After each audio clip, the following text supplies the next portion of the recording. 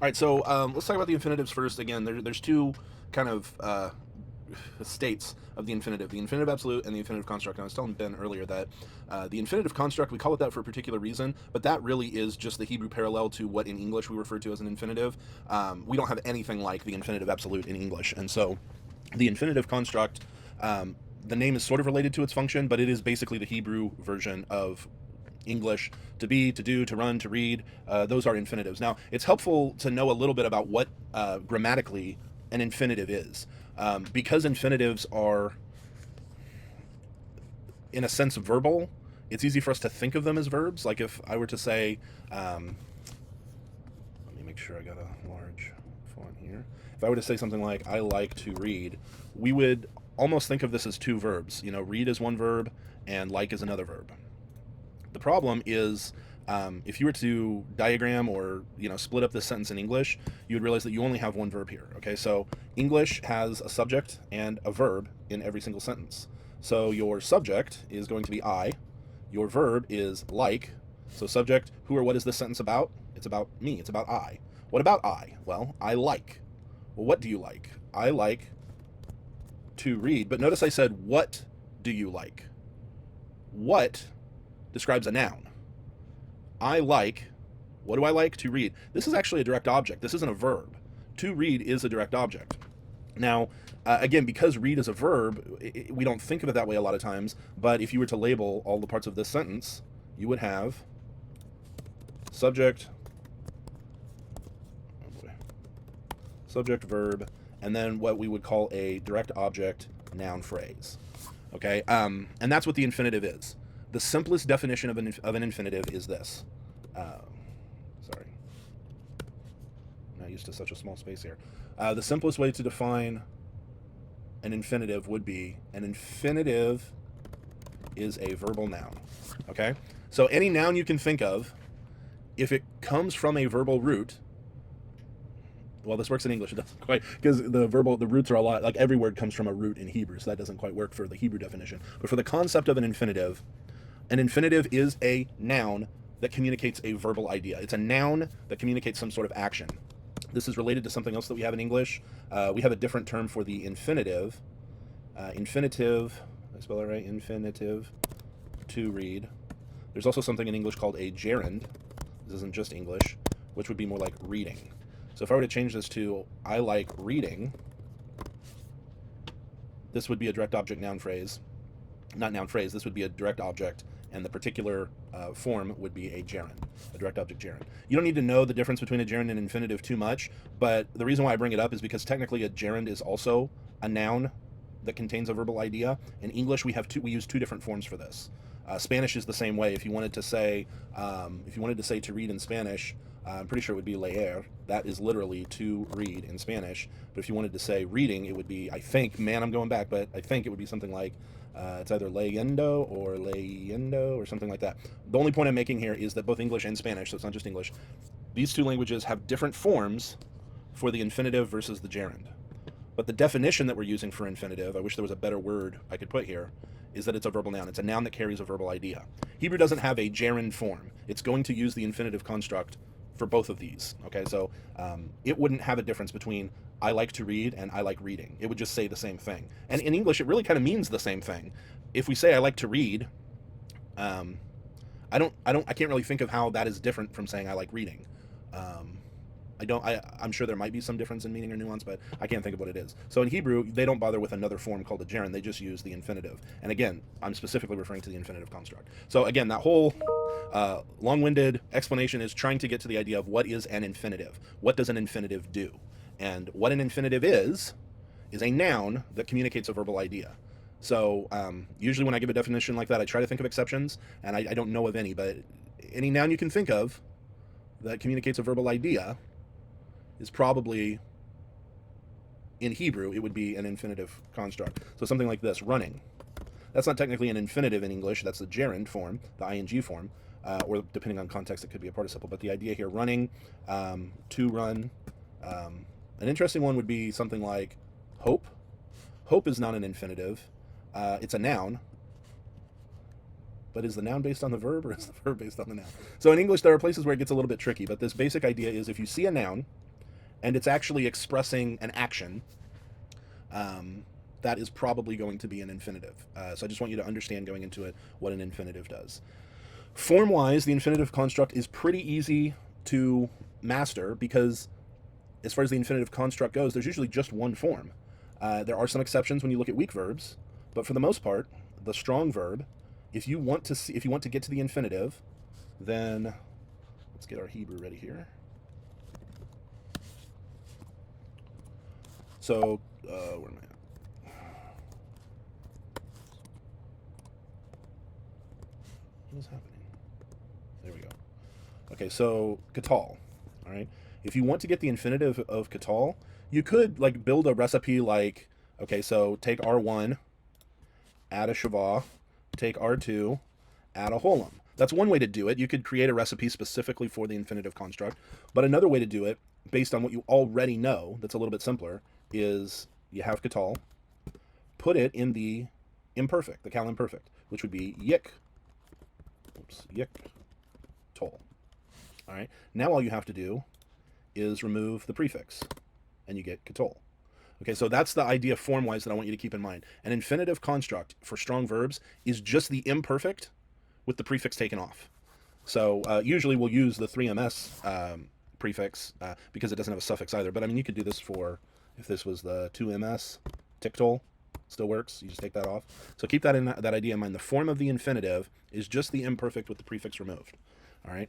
Now, if you want to memorize these recipes or diagnostics or clues or whatever you want to call them, you could say for the infinitive construct, R1 has a shava, R2 has a holum.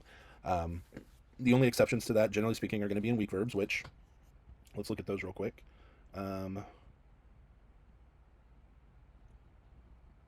If the imperfect form has a patach, that often happens with stative verbs. So kavad, that is a stative verb. The imperfect form is yikbad. If the imperfect has a patach, then the infinitive construct will have a patach. So that is kavad with a patach instead of a holum. But that makes sense because remember, how do we form the infinitive construct? We take the imperfect and we just remove the prefix. So if the imperfect has a patach in R2, then the infinitive construct will as well. Here he talks about suffixes being added to the infinitive construct. This is where it can get a little bit tricky, because you're adding, oftentimes, another syllable to the word that may cause vowel changes. So that's what you have to realize. The one that gets really tricky, when a suffix is added, the vowels change because the accent is on the added syllable. And so you look at something like, I wish these were closer together. You look at something like katol here, and you just add a holum vav to the end, and you think, okay, you've got katolo. But the problem with that is this holum is a long vowel, and that sort of creates a little bit of an issue with the vowels in general. So what Hebrew wants to do is it wants to break this up a little bit by reducing this holum. And so that's what you see here is the holum gets reduced. What tends to happen in the infinitive construct is the O-class vowel actually shifts to R1. I know this looks like a kametz, but this is the kametz chatuf. So that O-class vowel that you saw in the holum of R2, if you add a suffix, we're going to reduce that to a shava or a hatef vowel. And as a result, R1 is going to embrace that that O class. And so this actually becomes a closed syllable now. Because this is a kametz chatuf, this is a silent shava, because this is a short vowel. And so you get kot lo. Instead of katolo, you get kot lo. Or if it's the 3fs, instead of katolah, you get kot lah.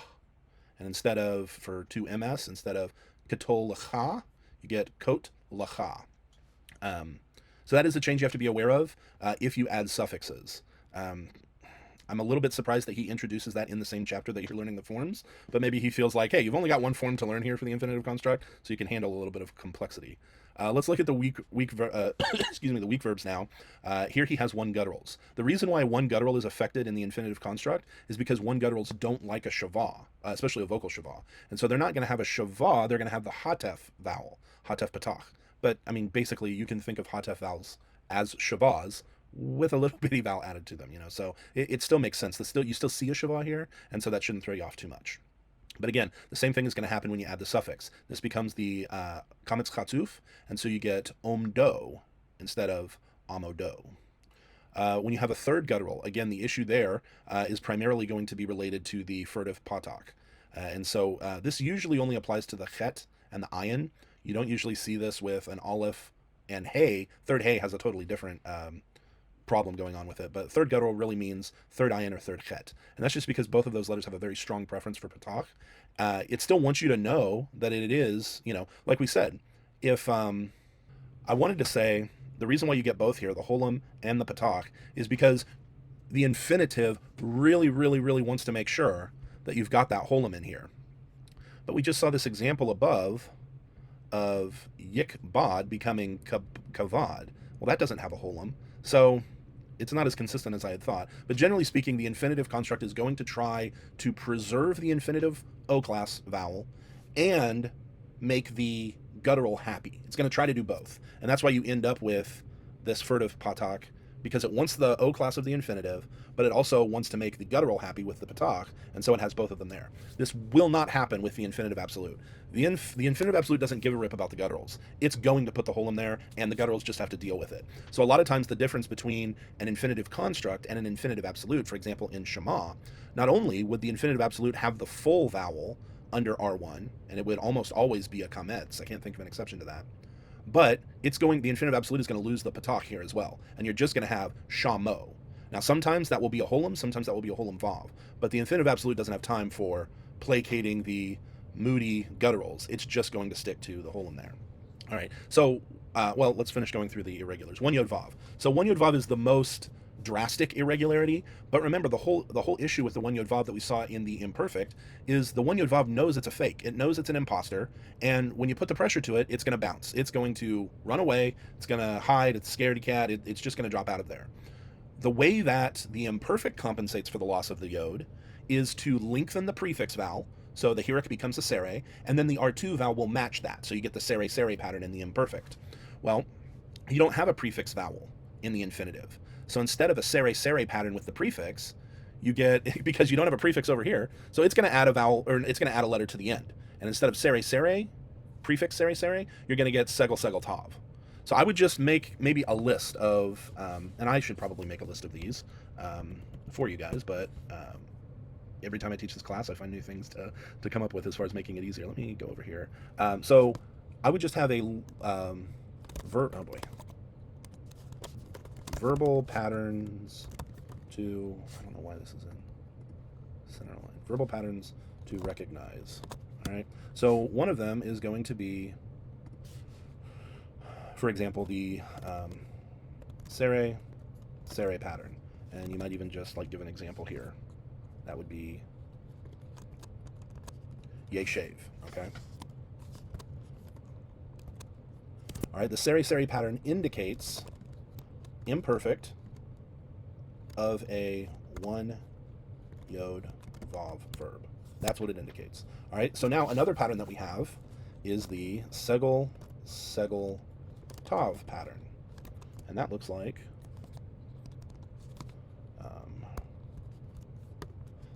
this, and that indicates the infinitive. I'll just abbreviate it. Infinitive C of a one yod vav. All right, and you're not going to just have these for one yod vavs. You'll have something like the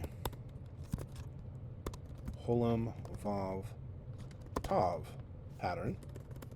And that's going to look like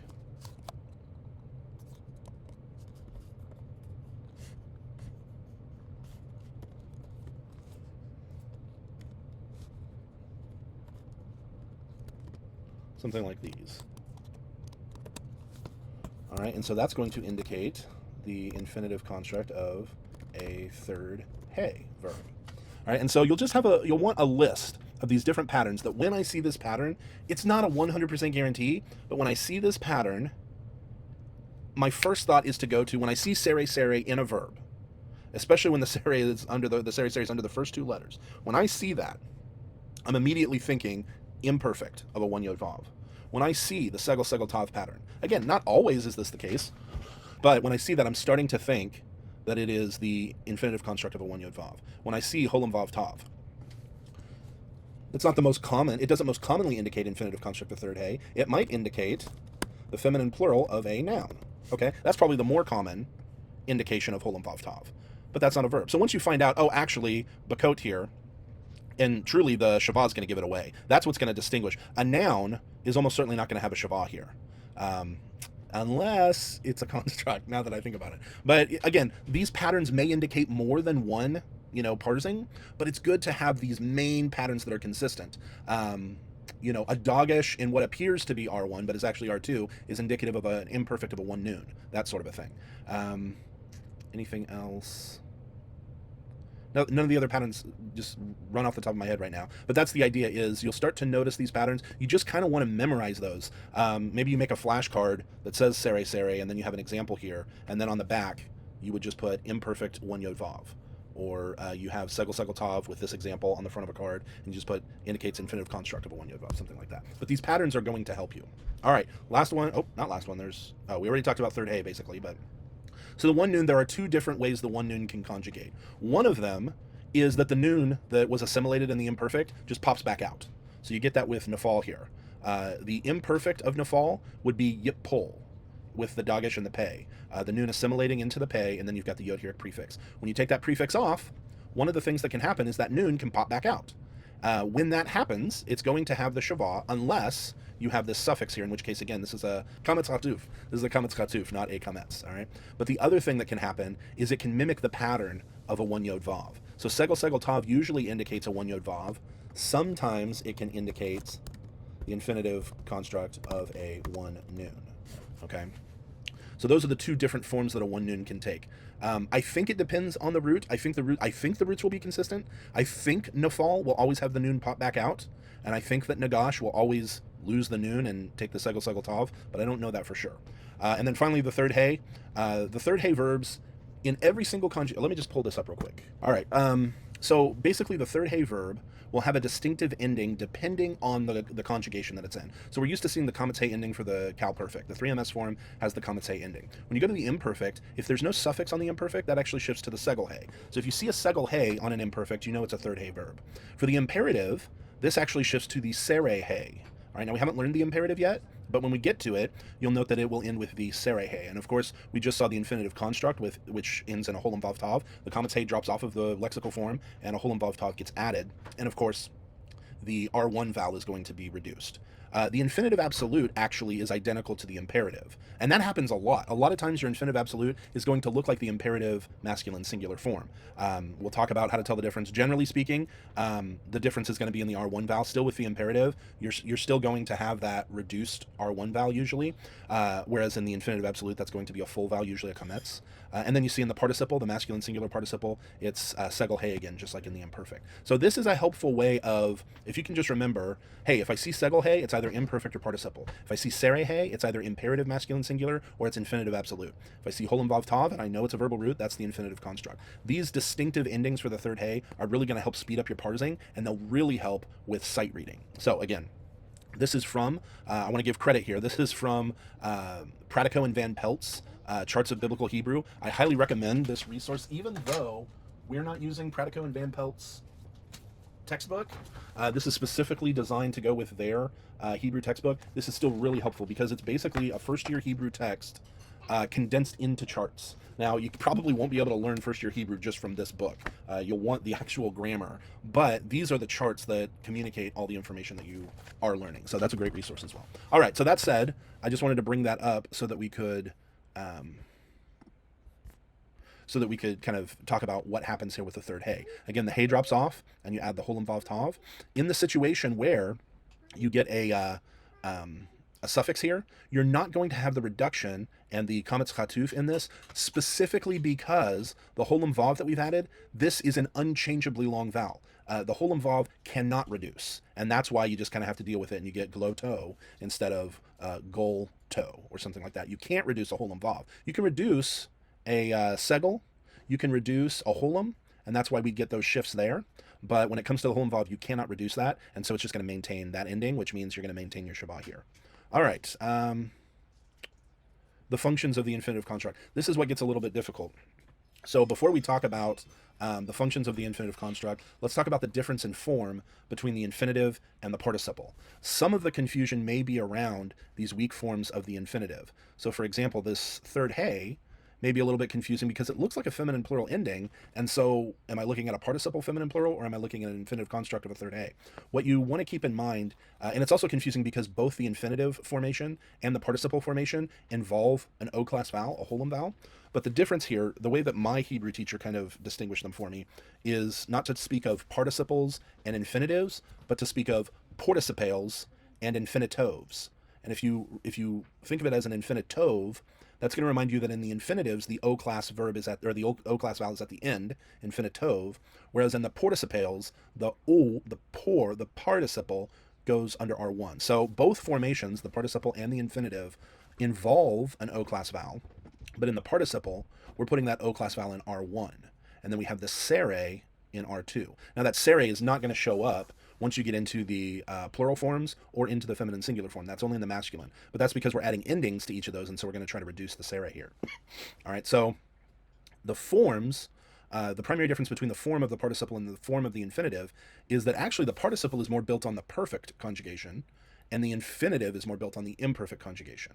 The participle has the holum in R1 at the beginning of the word. The infinitive has the holum in R2 toward the end of the word. So that's how you can distinguish between the two in form. All right, so now let's talk about function. What is the difference between an infinitive and a participle?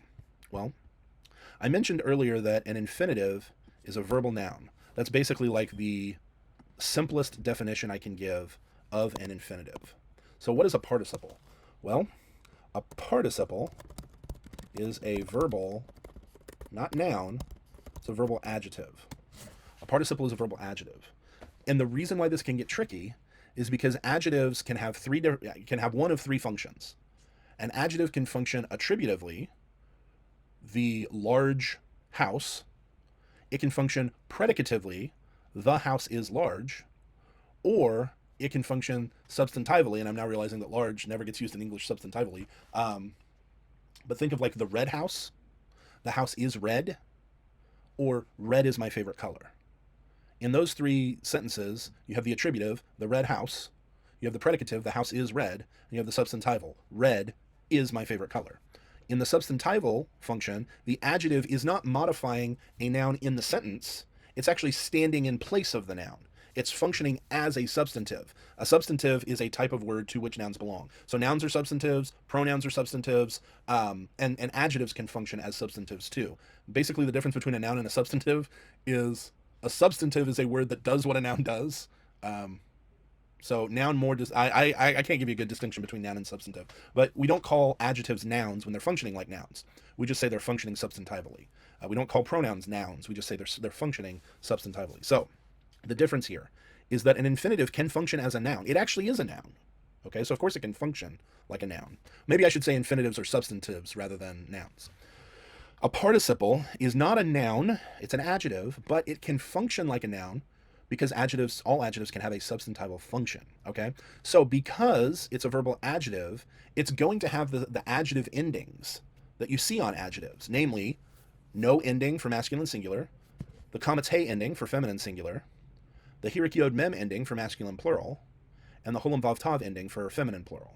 These are now you probably remember these as the noun endings, but they're also shared by the adjective. So these are adjective endings because the participle is an adjective. So it's going to have these adjective endings. Now, because it's a verbal participle, it also has pattern or stem, or what does Futato call this? Both terms get used. Pattern. He uses pattern. So right now, cal is the only pattern that we've learned.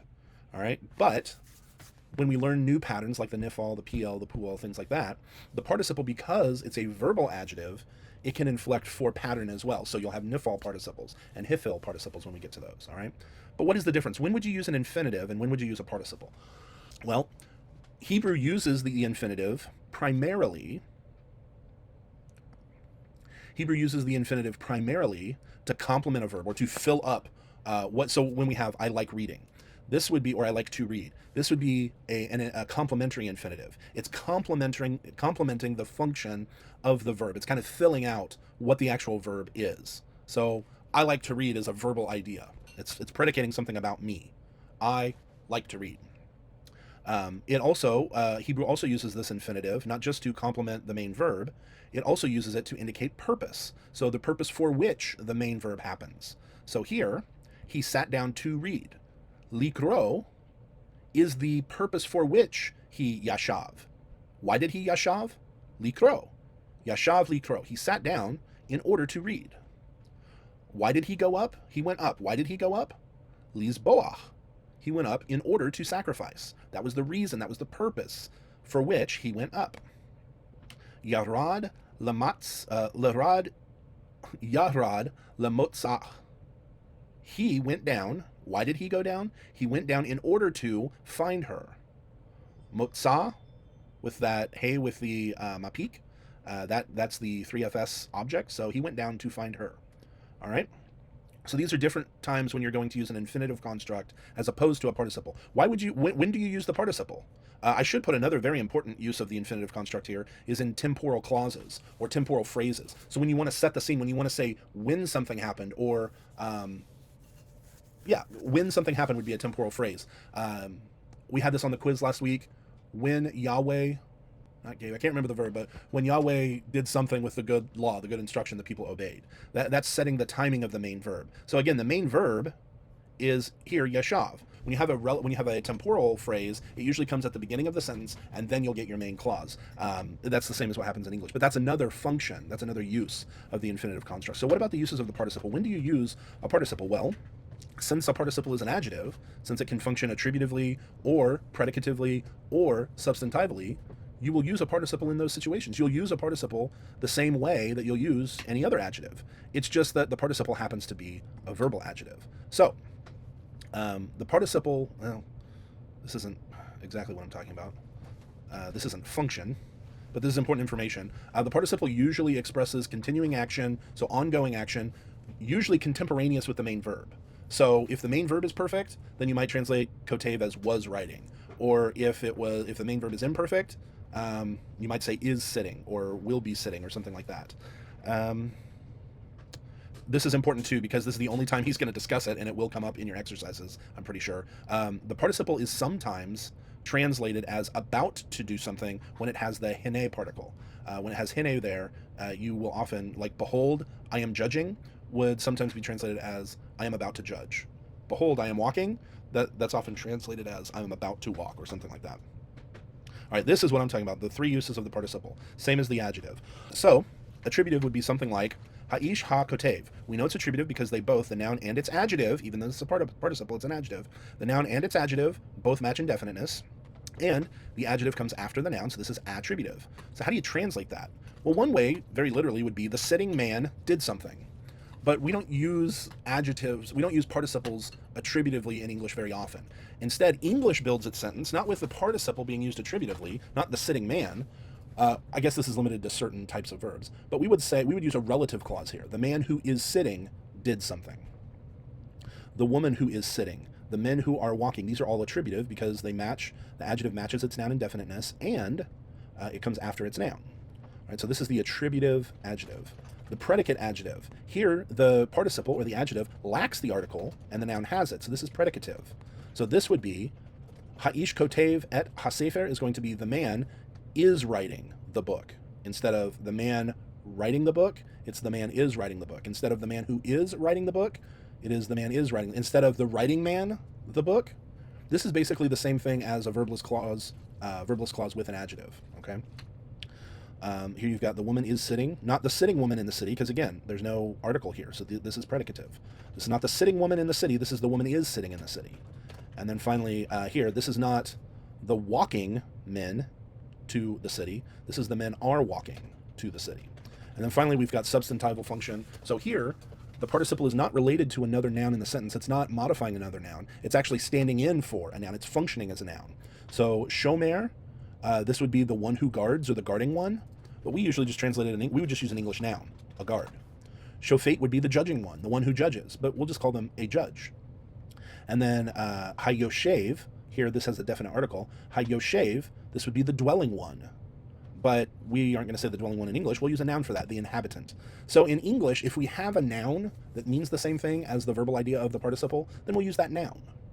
But if we don't, then we'll use like a relative clause, the one who guards, the one who sees, the one who judges. In fact, the one who sees is probably a good example because the one who sees we would only be able to, like the watcher maybe, or the seer, or something like that.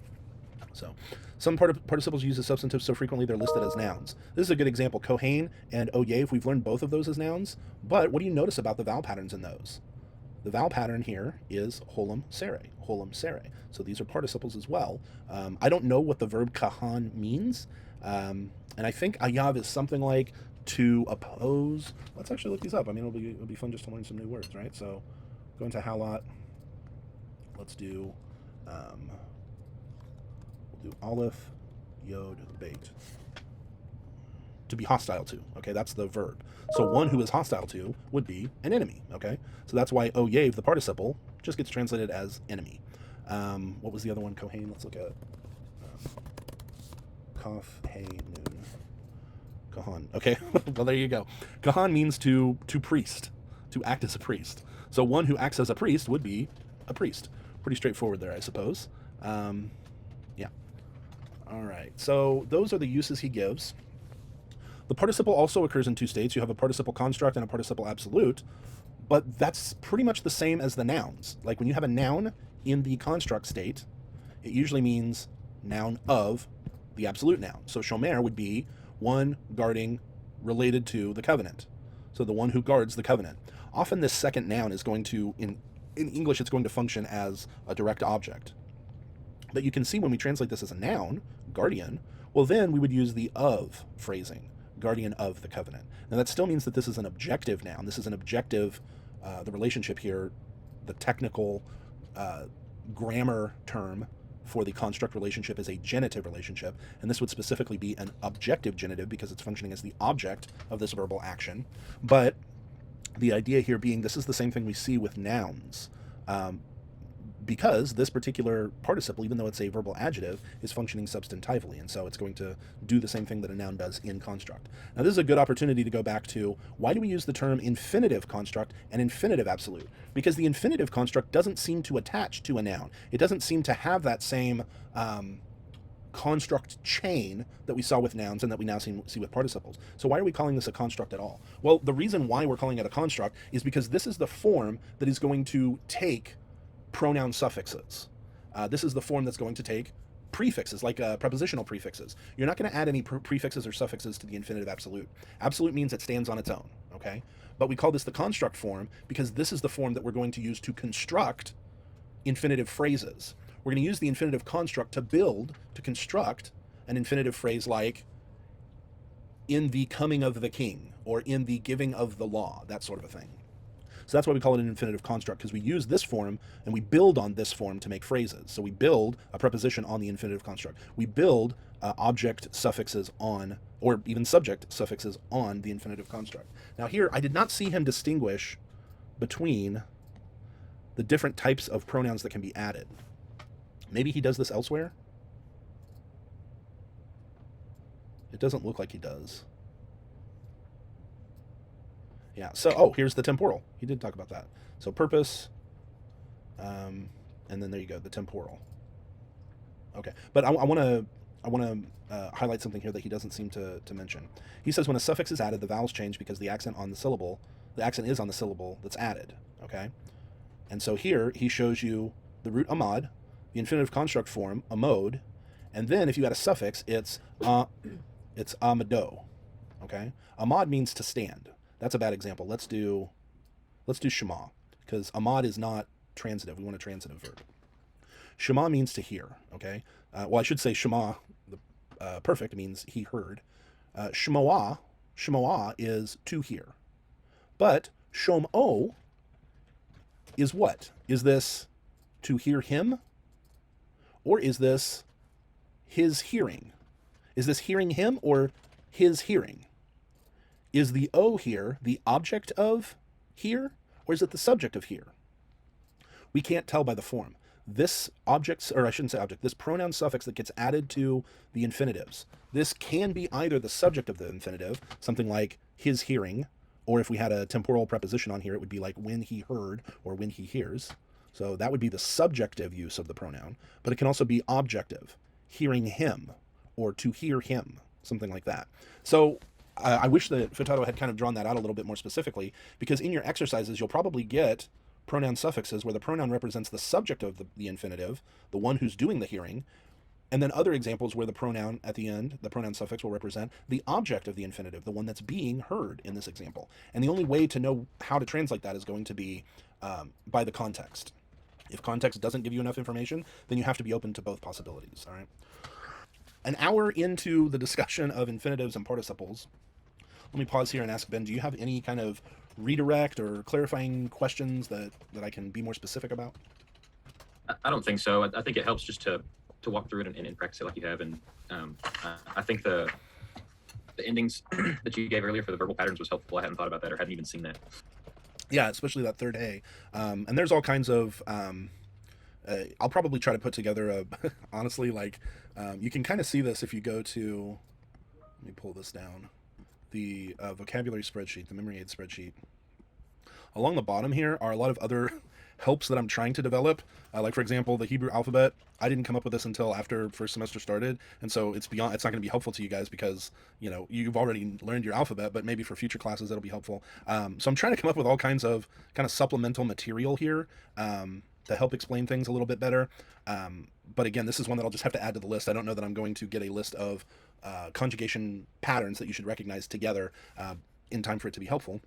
But those are just a few examples there that I gave of sere, segel, tav, holem, vav, tav. When you see these patterns, they're usually pointing to specific, they're going to help narrow down your options so that, you know, that parsing process that I went through last semester when we first started verbs of how many letters does a Hebrew verbal root have? 3. How many do I have? Well, if I have more, then something's extra. You won't have to go through that because you'll know these patterns. These are like shortcuts. Well, I see sere, so I know it's imperfect. And I know that whatever the root is, it's a one yod. So that's really going to help you parse a lot quicker. And anything that helps you parse quicker means that you're going to read faster. And so that, and whatever helps you read faster means you're going to understand the Hebrew text better. And so that's what all these shortcuts are for. All right, well, if that's at least enough for now, let's take a quick look at the chapters for this week. Again, you already know all these forms. The weird thing here is, you know, the type 1 pronoun suffixes went on singular nouns. The type 2 pronoun suffixes went on plural nouns. Pretty straightforward. But when you get to prepositions, like, prepositions don't have number. So why do some prepositions take the type 1 endings and other prepositions take the type 2? And as far as I know, it's random. I don't know if there's a reason why one preposition takes, you know, why you get lo, but then you get like alav here. I don't know why that would be the case. The good news is you don't need to know which endings the preposition takes because you're not going to have to compose Hebrew. You will see the Hebrew preposition with the ending on it, and you'll know whether you see lo or alav, both of those have a 3ms ending. So it doesn't matter whether it's a type 1 3ms ending or a type 2 3ms ending. It means the same thing either way. It means him when it's added on a preposition. Now, that's because prepositions can't be possessive. They can't take possessive pronouns, and they can't take subject pronouns. They can only take object pronouns. And that's why the only option for this suffix is him rather than he or his. Those are not options because the preposition all can't take possessive or subjective pronouns. However, just like he mentioned in the infinitive chapter, and man, he really just skims over that. He does not go in depth at all. But this is what happens. Because an infinitive is a verbal noun, it can have an implied subject or an implied doer, and it can have an implied object, an implied being done to-er. Because it can have both, that's why this pronoun could be he or him. It could be subjective or objective, because the infinitive can have a, a theoretical person who does it and a theoretical person to whom it is done. So don't always think of this O as possessive, his. Don't always think of it as objective, him. And don't always think of it as subjective, he. You have to be flexible enough to think of it as just 3ms. And so, do I need to apply the 3ms subject pronoun, the 3ms object pronoun, or the 3ms possessive pronoun? Because O could function as any of them, depending on what it's attached to. If it's attached to a preposition, it's only going to be objective. It's only going to be him. If it's attached to a noun, well, you can't have a subject of a noun, and you can't have an object of a noun. You can only have a possessor of a noun. So when you see O on a noun, proper, not a verbal noun, when you see O on a noun, it's only going to be his. It's only going to be possessive. But when you see it on an infinitive, it could be either subjective or objective. So it could be he when he hears, or by he hearing, or something like. Again, him is, you're never really going to use he in your translation unless it's a temporal clause. But I'm speaking of function here. It's either subjective or objective. That said, we'll get to a point where we see that these suffixes, or some variation of these suffixes, can even go on verbs. Now this is on col, but we'll get to verbs. Yeah, pronoun suffixes on verbs. So they'll even go on verbs. And I don't want to freak you out, but if you thought it was hard to keep track of the vowels and the spelling changes and all of that with verbs now, wait until you add a pronoun suffix to the end and it gets all kinds of screwy. So all that to say, pronoun suffixes can function subjectively, objectively, or possessively. And which way they function depends, first of all, on what they're attached to. If they're attached to a verb, they won't be possessive and they won't be subjective, because the subject is indicated by the verb form itself. So if these suffixes go onto a verb, they're going to indicate the object. All right, but let's not get ahead of ourselves. All right, so pronoun suffixes on prepositions, pretty straightforward. It's just applying forms that you already know now to prepositions to indicate the object of the preposition. Now, a couple things that'll throw you off if you're not careful. Some of these prepositions that we've learned a contracted form or a reduced form of the preposition. For example, min. This is a shortened form of this preposition. The preposition itself, in its larger form, is what we call, it's sort of like a geminate. It's sort of like we learned about geminate adjectives, that sometimes they will collapse or sometimes they will like duplicate one of the consonants. Well, min actually duplicates the whole particle. So when you add a suffix to min, you have to understand that you're actually adding it to minin. And that's why, not minin, mimin. That's why it becomes this form. And so you get mimenu and mimina and mimecha and mimech, because you've actually got two mins in here, and that is revealed when you add the suffix. If there is no suffix, if it's just standing on its own, then it just uses this collapse, this reduced, this shortened form. So the form we've learned isn't the actual preposition, we've just learned the shortened form of the preposition. But min is a shortened form of a larger preposition, mimen. All right. The same with the kaf preposition. This is a shortened form of kamo. All right. Kamo is the actual preposition. And so when you add suffixes, you're going to add those suffixes to kamo, not to kaf. All right. Lamed and bait, those are fine the way that they are. And then here you see that the direct object marker itself, if you just wanted to say, I killed him, we've learned the word in Hebrew for he, we've learned the subject pronoun, but we haven't learned the object pronoun.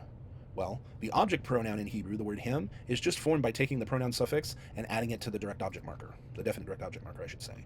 And so what happens is you get a little bit of shifting in the vowels here. You get oto, so you get this o vowel, but you get the same suffixes that you're used to for singular nouns. This gets, let's see, does he talk about how this gets tricky? Okay. Resumptive pronouns. I've actually got a video on this that is maybe a little bit more detailed. It's probably not any better than what he says, but maybe just hearing it from a different angle will be helpful. I'll go ahead and post that today as well. He does not discuss here the conundrum that you find yourself in when you realize that this word et, there's actually two different ets in Hebrew. One of them is the definite direct object marker, which takes suffixes. The other one is a preposition, which obviously takes suffixes. And that preposition et means with. Now, maybe, just maybe, you haven't had et yet, and that's why he doesn't discuss it here. Let's take a look. With. Yeah, you don't get et until lesson 32. But I'm just going to give you a heads up now. Where are we at?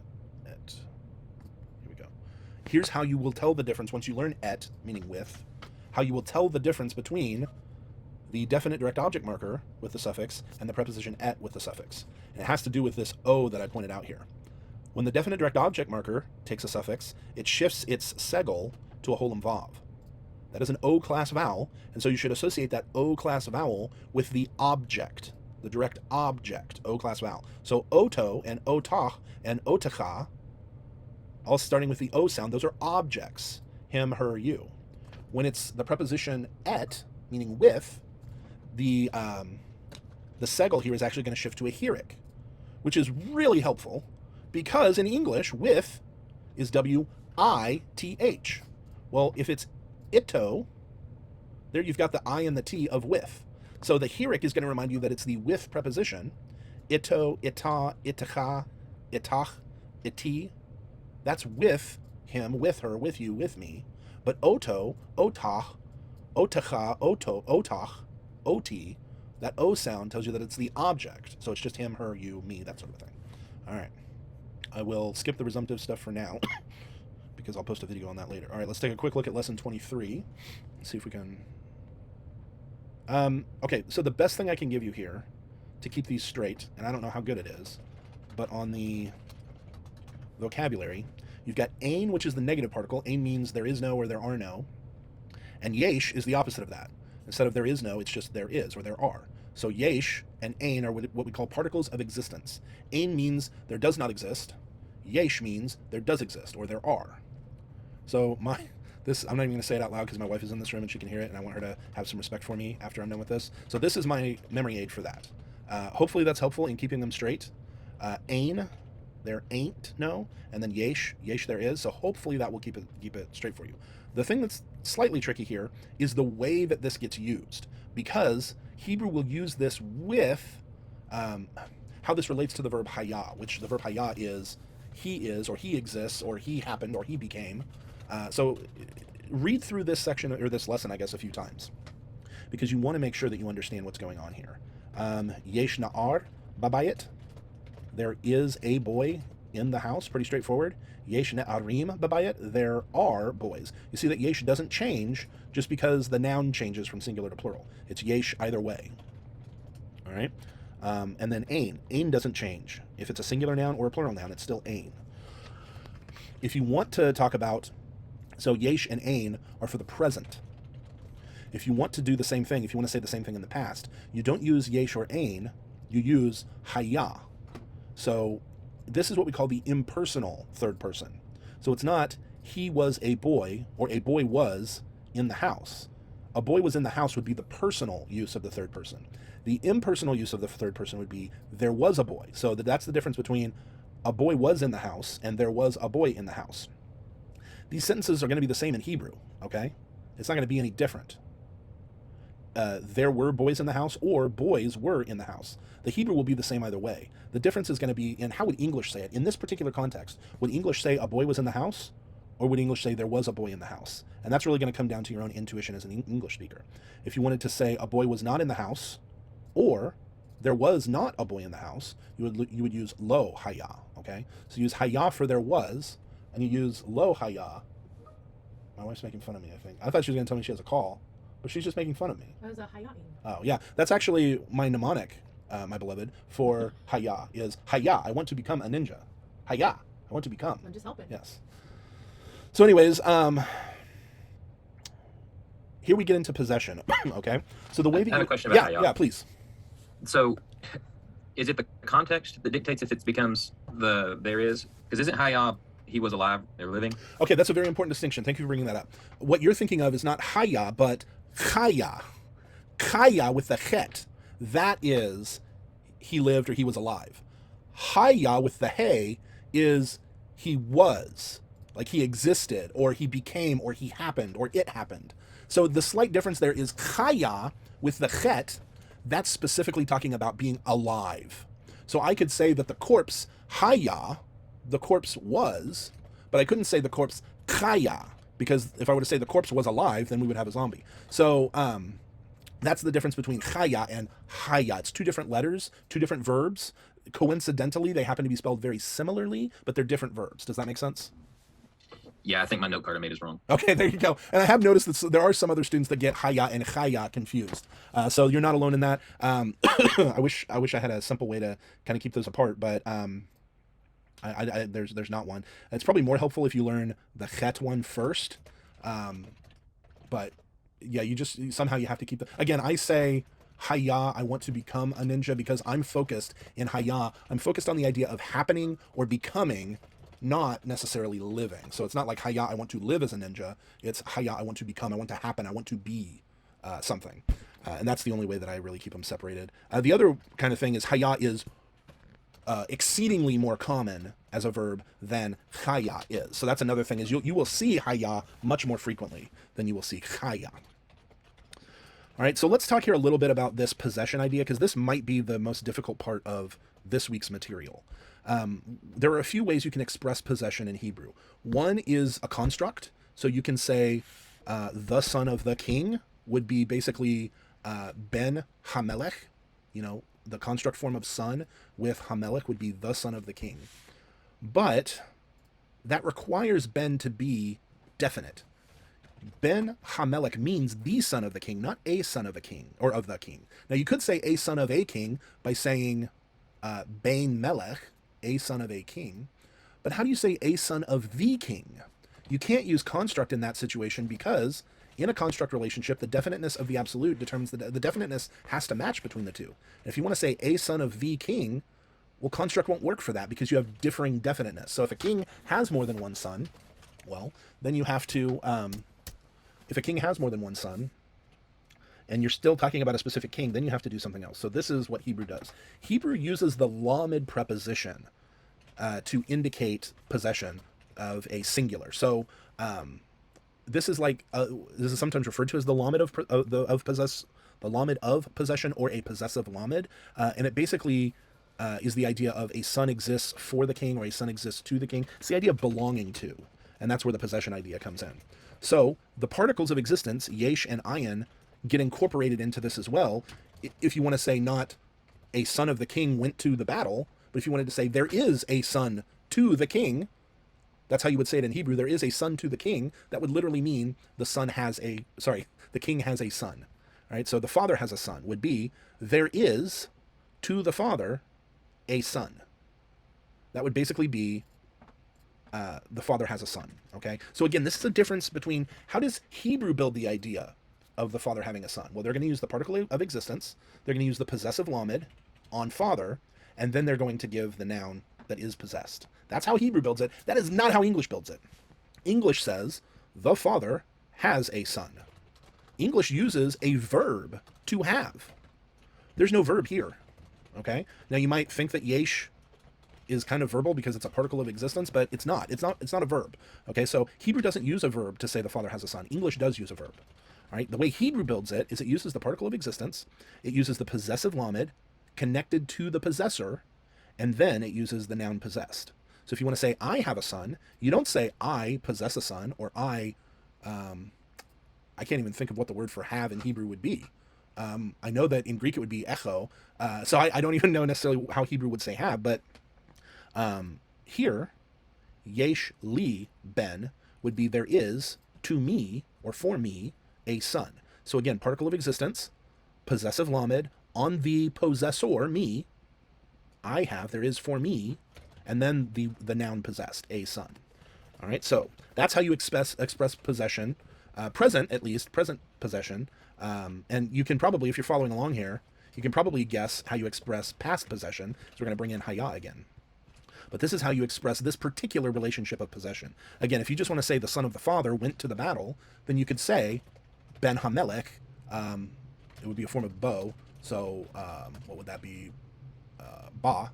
Ben Hamelech ba el Hamilchama. But if you want to just talk about the existence of a son for a father, that the father, you want to talk about the possession itself, that it exists, that's when you use this. Well, what if you want to negate that possession? Well, then you just use the negative particle of existence. So instead of there is to the father, or there is for the father a son, you're going to say there is not to the father a son. There is not for the father a son. And that's how Hebrew says the father does not have a son. This is not a literal translation. This is a perfect example of this is how Hebrew builds the idea. This is how English builds the idea. And they are not literal one-for-one correspondence of each other. How do you say, I do not have a son? Well, it would be, there is not to me a son. All right, what about in the past? Well, again, just like with existence itself, possession in the past is going to use haya. So haya la'av, bain. There was to the father a son. This means the father had a son. It doesn't necessarily mean he no longer has a son. It's just focusing on the past. Specifically in the past, there was at one point for the father a son. A lot of times you'll see this in narrative, okay? And then here, there was for me a son. If you want to say the father had sons, you would say there were. This is the plural form of haya. Remember, in third hey verbs, when we have a vocalic suffix, a vowel suffix, we're just going to drop the comet altogether and shove the suffix onto R2. So, hayu, la'av, banim. There were for the father sons. And again, it's the father because we've got the definite article indicated here. And then finally, there were for me sons, or there were to me sons. I had sons. He's noting here that the form of haya has to agree with what is possessed. All right. So since banim is plural, the form of haya has to be masculine plural. Now in the perfect, masculine plural and feminine plural look identical, which is why we call it common plural. All right. And if you want to say they did not have, then you just add lo again. So if you want to say there were not, you have lo haya. If you want to say he had not, possession, negative possession. Let me find it here. Where am I at? Here we go. Then you add lo to haya. So lo haya la'av bain. There was not for the father a son. The father did not have a son. Lo haya li bain. There was not for me a son. I did not have a son. What about future? Well, here's where it gets a little bit different. We still use haya, but we're going to use the imperfect form of haya. So again, yihye. Yihye is the 3ms cal imperfect form of haya. Yihye la'av bain. There will be for the father a son. The father will have a son. Yihyu li banim. Again, it has to match. Masculine plural, possessed thing of possession. The thing that is possessed is masculine plural, so the verb form has to be masculine plural. I will have sons. There will be for me sons. All right, and if you want to negate that, lo yihye. There will not be for the father a son. The father will not have a son. Lo yihyu li banim. Lo yihyu is going to be there will not be for me sons. I will not have sons. All right, what's this one here? Okay, haya ha'ish la'av. The man became. Okay, so this is a different use of lamed. This is basic. Well, the term that we use for this in English is a predicate nominative. This is basically when you say, I am something. Usually to say, I am a Hebrew. For example, in Jonah, where Jonah says, I am a Hebrew. He says, it's either ani evri or evri ani. I can't remember which way it's phrased. But you usually use a verbless clause where you just have the first person pronoun, I, and then you have the predicate, I, a Hebrew. But here, in the sense of becoming, that's when you use the verb haya. So the man became a father. Why do you have the lamed here? The lamed is not functioning so much as a preposition. The lamed is functioning to mark the predicate nominative.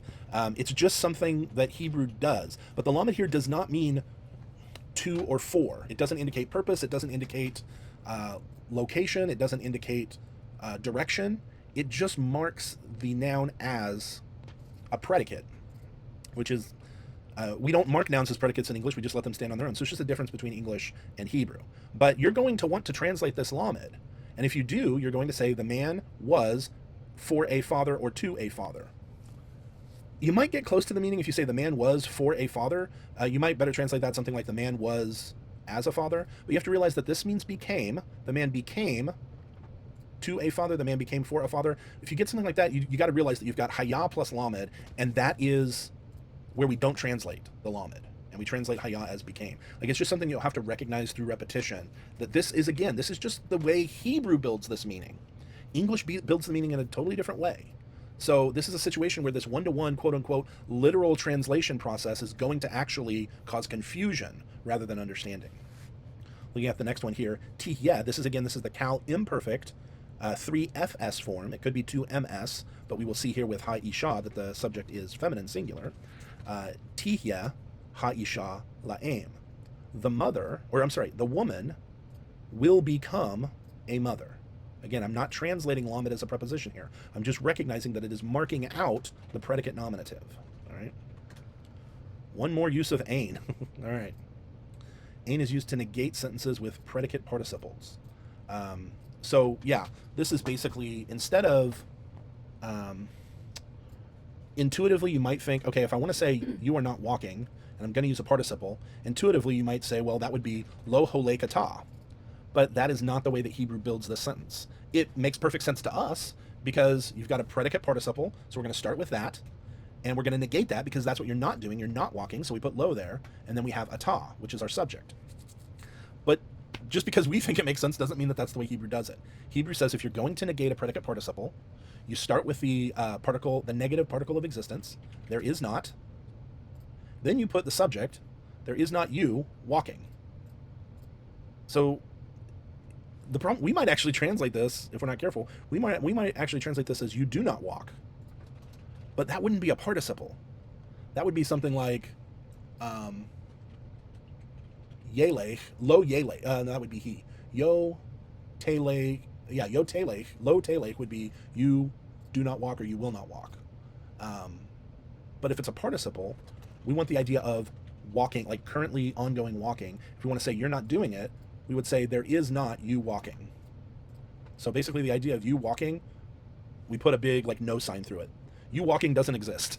That means you are not walking. That's how Hebrew builds it. So if you wanted to do it in the feminine form, you would just switch it to at instead of ata, and then you'd have to make the participle feminine singular as well.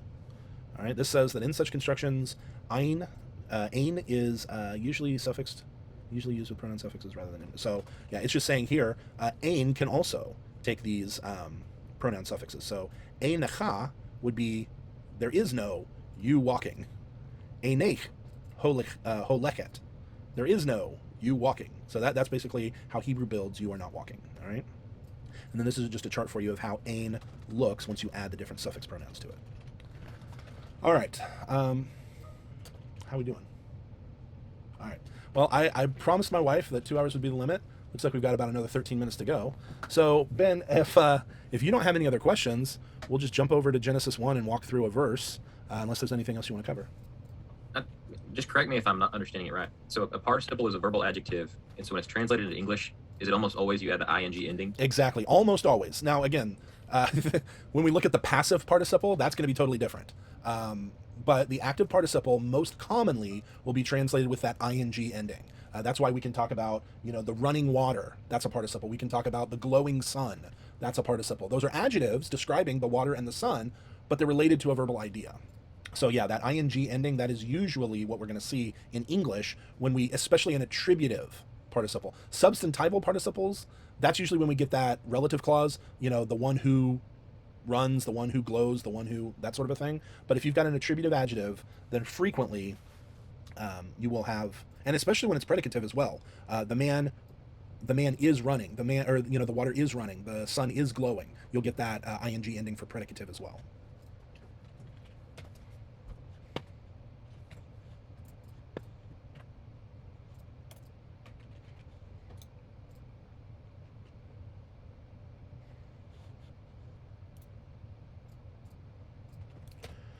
All right. Can you see the Hebrew text up here? Yes, sir. All right. Let's take a look at verse 3. I did a separate video on Genesis 1:1 a few weeks ago, and then last week in the conference, we looked at verse 2. So let's look at verse 3 today. It's short verse, pretty straightforward. So verse 3 here, like I said, you don't even have to know what it means. Just looking, and again, it's kind of hard because we've got all these accent marks that are distracting, but take your time, just if it's one letter at a time, that's fine. We got to start somewhere. So just read through to this kind of like semicolon looking thing, and then we'll talk about what this means. Let's see. Okay. Vai, Amer, Elohim, Yehi. I don't know that vowel. Which vowel, over here or over here? Right there under that olive. Yeah. Okay. So this is not a vowel. This is an accent mark. So again, that could be very distracting. So just imagine that that's not even there. Okay. So it's or. Vai. Ahir. Or. Very good. Way better than I expected, I'll be honest with you. So let's look at this first word again, because you got, I think the only thing, and it's just from memory, I think the only thing that you got off here was, I think you said vayomer instead of vayomer.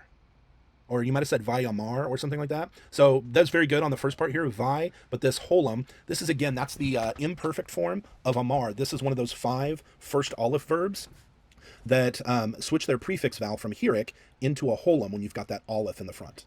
So this is vi yomer. Now, strange thing here is I think that in the imperfect, we usually see a patach here. I'm just going from memory. I may be wrong about that. And the fact that this is a segel may be confusing. We'll talk about what's going on here when we get to the lesson on lesson 26. So this will probably be a couple weeks. This might actually be after the midterm.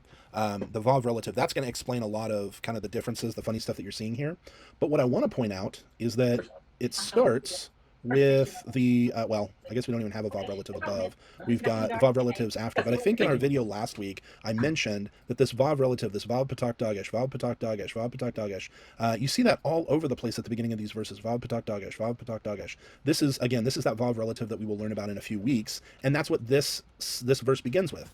And what that vav patak dagesh is telling you is that we are moving along in the chronological progression of the narrative. So this is the next step in the narrative. This is the next step in the narrative. This is the next step.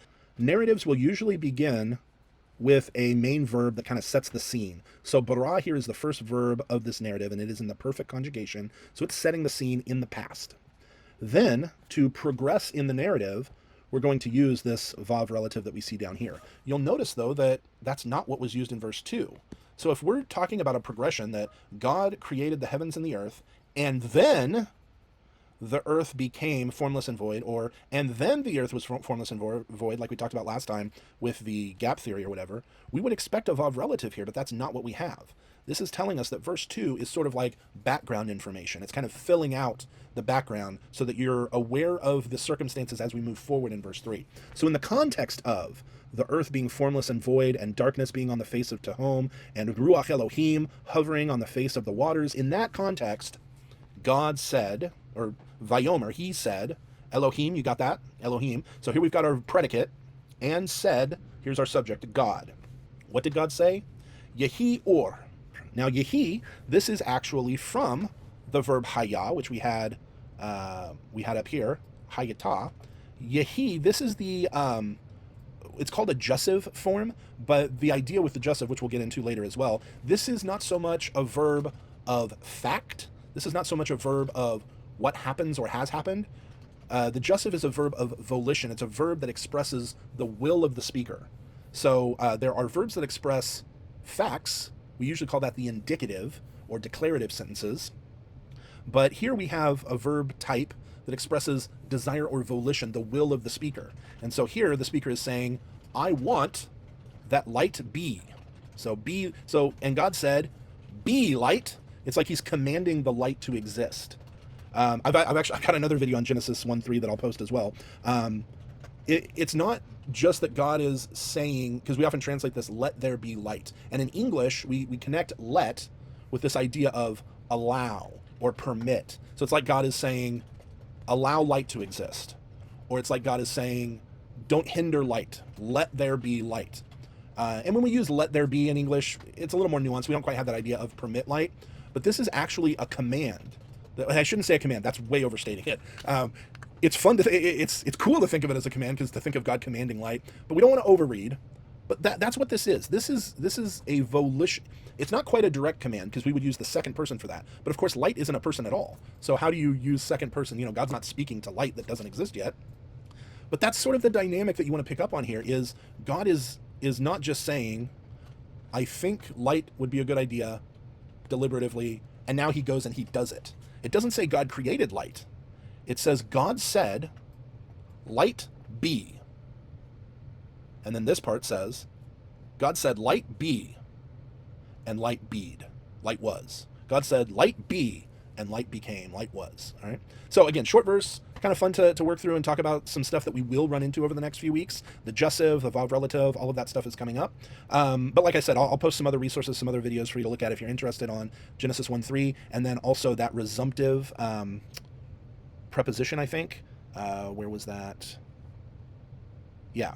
Resumptive pronouns on prepositions. This is something that you need to understand. Otherwise, your translations are going to be awkward at best, or they're not going to make sense, or they're, as I say, if it's not how English would say it, then it's not an English sentence. So I will post that today as well.